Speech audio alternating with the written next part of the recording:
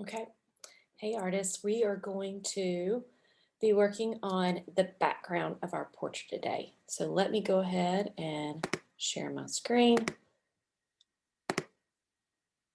All right. So as you can see, we have the background, the middle ground, and the foreground. And as I mentioned before, we're going to be concentrating on the background for our work today. So I'm going to go ahead and move this over, and I have my photo that I already selected. All right. So as you can see, we have clouds, sky, and a lot of detail in the clouds in the background. We also have something we haven't talked about, which is the horizon line. So that is where the sky meets the land. Now we have mountains, which are in our middle ground, that are overlapping that a little bit. But if those mountains weren't there, if we were just in a flat plain, you would see the sky would come all the way to meet where the land is right here. So this would be our horizon line. So I am just mentioning that because the first thing that I am going to do is I am going to draw a background like this sky it's sitting back behind all of these clouds. You also know that this is going to be the area where our drawing is going to be. But in order to be able to see behind that, I am going to move this off to the side, and I'm holding down the shift key in order to do that. And that we'll use that in a lot during this time. So again, I'm holding the shift key down, and that locks everything horizontal. It doesn't matter too much right now, but it will when we get into our drawing phase in just a second. All right, so I've moved this over to the side. I have my Polyline tool selected. Again, you can be using the Polyline and the curve tool for this. So I'll go back and forth with these clouds and do the same thing. So Polyline tool selected. The first thing that I'm going to do is I'm going to draw in this background. So you may want to be thinking about your image and think about where the sky would meet the land. And again, I'm going to build layers up on top of this. This gives me a good starting place. Okay, so we always know when it locks in and it closes in that shape, it always defaults this border. We always, always, always want to change that to transparent. And then since I can't see the color I'm after, even though this one does a nice blue color, I'm going to change the selection tool, and I am going to move, holding the shift key down, I'm going to move this over. It takes me a couple times. All right, so now I can kind of see this color right here and this right back here. It's not quite the same, and I just want something a little bit better. So of course I can always change my color. I could darken it a little bit, which is good, but I want it a little bit more gray. I'm trying to match it as close as possible because remember, color changes as we move forward in our picture. So I'm going to hit on the custom one right here.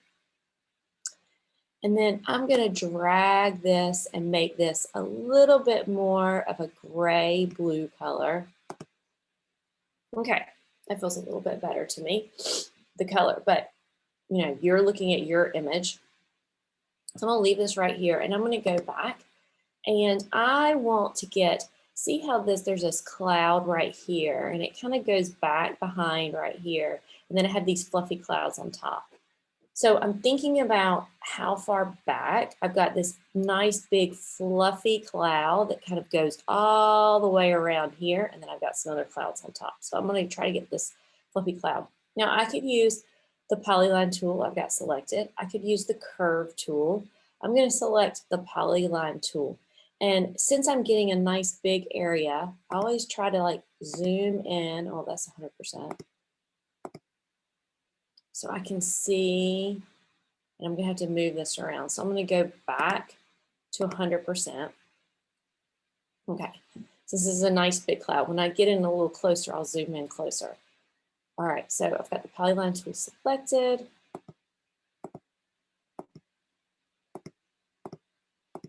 And the nice thing about starting with our background first is clouds are fairly arbitrary. They change a lot. And see, closed up. It happens. It happens to the best of us. And I am not using my mouse, which I probably should. That definitely helps. I don't want to change to what else.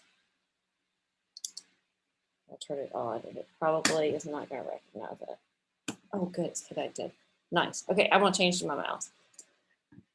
I really find it does work better for me lots of times. So general rule, if I make a mistake a couple of times, I always try to go back and zoom in. It means I'm not close enough in on my image. So again, this is my farthest back cloud. And I'm going to build up on top of this so it doesn't matter where I go here, because my mountains are going to be on top. Hopefully that makes sense. The more that I do this, it'll make more sense. But those mountains are going to be on top, so I'm not too worried about the very bottom. Okay, now, locks in place. Now, always default, transparent, and I can't see the color. So again, I'm holding the shift key down, and since I have a nice corner right here, I can slide this over so it goes right there, right what lines with that corner, so I can get it fairly close. Now, I'm going to move over just a little bit so you can see what I'm doing here. So I notice that this cloud is darker over here and it gets lighter over here on this side. So I'm going to do something that I haven't done before with you guys. I'm going to use a gradient. So when I come over to fill, I'm going to fill with a gradient. Now it gives me these pre-made options, which are good, but I want to do a custom option because my colors are a little bit different, and also I can change the way that the gradient comes from right to left. So I'm going to hit custom here. Now this slider bar right here, it's not really a slider, it tells you the first color, which it's this gray right here. So I click on it, make sure I'm here. So I could tell it what color I want it to go from. So I want a light gray color, and then I'm going to move to, and instead I click on this, and I'm going to move to a darker blue color. And you can customize this a little bit. So you can add, I'm going to click here, and then that looks a little bit bright.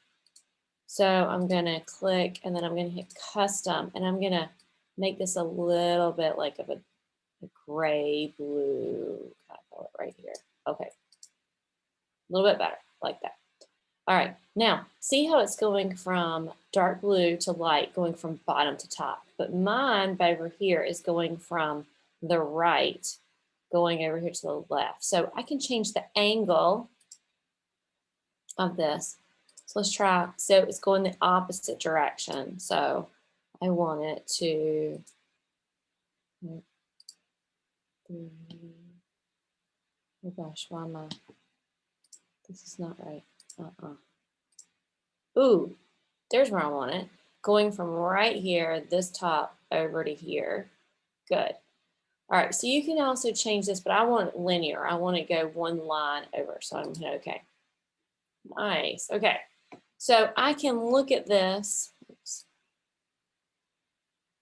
and see if I want to make any adjustments in that. But for right now, I think we're good to go with that for right now. Okay. Now I can start building up some of these other clouds that are on top right here. Okay, so I'm going to do this cloud right here. Hopefully this is starting to make sense. So I'm going to build this background cloud and this one on top. So I'm going to keep the Polyline tool for right now. Again, you can try out the curve tool, and I might show that to you on this next cloud. So again, clouds are arbitrary. If I don't get it exact, it's okay. But I do want to add a decent amount of detail. Now remember, it defaulted to what I just used. So I'm going to want to change that up a little bit, but let's go ahead and move it. Since I got it right in the corner, I can hold the shift key down, move this over right here to the corner. Okay, so let's take a look at this color right here. Oops, sorry. Ah. Okay, it is fairly dark right here, but I might want to change it to the top. The color might need to be adjusted. So I'm going to hit custom color. here. That was a little bit brighter blue. Let's come here. Nice. Good. Okay. So I'm going to build up this. So I'm hoping without you having to sit here and watch everything, that you're seeing what I'm doing. Now, since this is a smaller element, I'm going to use that zoom tool to zoom in. And I'll try to use the curve tool. Okay. Okay, so let's change it to the curve this time. Now, one reason why I don't do it, you're going to see what happens in the corner on these like elements, because remember, every time you go around here, it's going to add a nice curve, which is awesome for clouds, and it might work for some of your objects too. But sometimes students get frustrated because on the corner, it's not going to add a nice corner, as you can see right here. It's going to try to round it off. But it might be okay. I mean, it's not too bad right here. Let's go back and move that over. Okay. Now I'm going to change that color. I'm going to make it a little bit lighter. So let's just try to see what a solid would look like on there. Oh, it's a little bit bright. So you can see this color is just a little bit too dark. That's that background right there. So I want to change this up a little bit. Take a little bit of that brightness away. Okay. Okay, so you can see it's starting to look like clouds in here. So I'm probably going to continue on with this because, again, whatever I did over here on the left, I'm going to do some of this over here on the right because I've got these clouds that are sitting up here on top. Right here, I've got this cloud right here, and then I've got some, maybe if you wanted to, you could add a little bit smaller clouds like right back here in here. So I'm gonna add a couple different layers to this. So it's a layering process. So just background today is what we are trying to accomplish. All right, have fun.